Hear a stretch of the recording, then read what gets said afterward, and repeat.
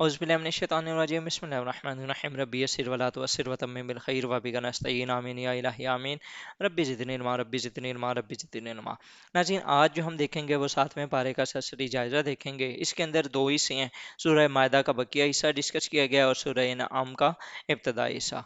तो जो पहला हिस्सा है उसके अंदर सूरह मायदा का जो बकिया हिस्सा है उसमें तीन बातें फर्दर डिस्कस की गई हैं। एक, हबशा के नसारी की तारीफ़ की गई है कि उस उनके सामने जब कुरान को पढ़ा गया तो उनकी आंखें तर हो गईं।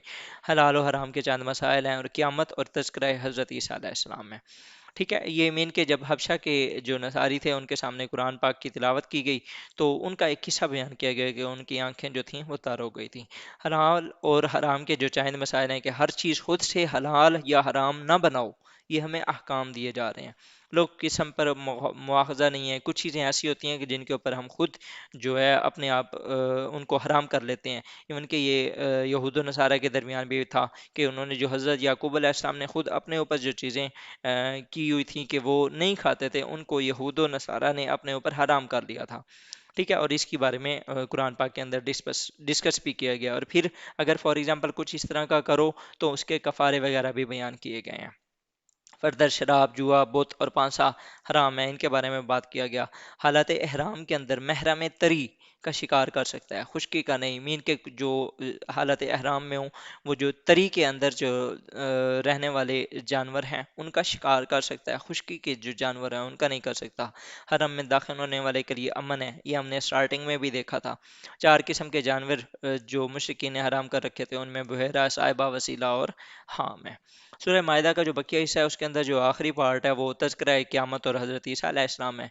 वो क़यामत वाले दिन हज़रत ईसा अलैहिस्सलाम से ये पूछा जाएगा कि जब तुमने हमारा पैगाम पहुंचाया तो तुम्हें क्या जवाब दिया गया। उसी सवाल और जवाब के तनाज़ुर में हज़रत ईसा अलैहिस्सलाम पर अल्लाह ताला अपने एहसानात गिनवाएंगे। ठीक है, और उसके बाद हवारियों ने हज़रत ईसा अलैहिस्सलाम से कहा कि अल्लाह से कहो कि हम पर ऐसा दस्तरखान उतारे जिसमें खाने पीने की आसमानी नेमतें। चुनाचे दस्तरखान उतारा गया। अल्लाह ताला उनके ये एहसानात गिनवा कर अल्लाह ताला पूछेंगे, ए ईसा बता, क्या तुमने इनसे कहा था कि तुझे और तेरी माँ को माबूद माने। तो हज़रत ईसा अलैहिस्सलाम अर्ज़ करेंगे, तू पाक है, मैं तो इनसे तेरी इबादत का कहा था। ठीक है, मीन के वो वहाँ पर निगेट करेंगे ये जो एक ट्रिनिटी का कंसेप्ट है, अल्लाह, हज़रत मरियम और हज़रत ईसा अलैहिस्सलाम को जो खुदा मानते हैं, तो उनका यहाँ पर निगेशन हो रही है। फर्दर अगर आप तो सूरह इनाम की बात करें, क्योंकि पीछे अब जो किस्सा चल रहा है वो तौहीद का है, वो शिरक की पहले ऑलरेडी बात की जा रही है। तो अब यहाँ पर शिरक की निगेशन के बाद यहाँ पर तौहीद और रिसालत और क़यामत के बारे में डिस्कस किया जा रहा है। ठीक है, तौहीद के अंदर वही है कि इस सूरत में अल्लाह के हमद सना, अज़मत और किब्रियाई खूब बयान हुई है।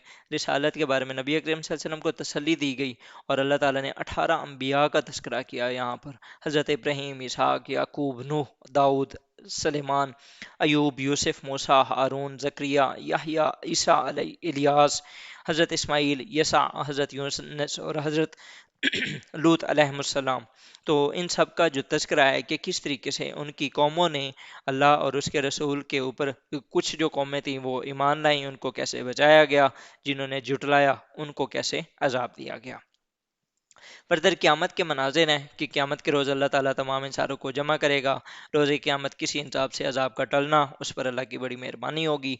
रोज़े क़यामत मुशरिकीन से मुतालबा किया जाएगा कि कहाँ हैं तुम्हारे शुरका। उस रोज़ जहन्नमी तमन्ना करेंगे कि काश तुम्हें दुनिया में लौटा दिया जाए ताकि वो अल्लाह रब की आयत को ना जुटलाएं और ईमान वाले बन जाएं। दुनिया की ज़िंदगी तो खेल और मशगला है और आखिरत की ज़िंदगी बदरजहा बेहतर है। ये सारा कुछ इसी सूरत के एंड पे जो है वो डिस्कस किया गया है। तो ये था हमारा 7वां पारा। इंशाल्लाह नेक्स्ट हम 8वें पारे के साथ हाजिर होंगे। टिल देन, थैंक यू, अल्लाह हाफिज़।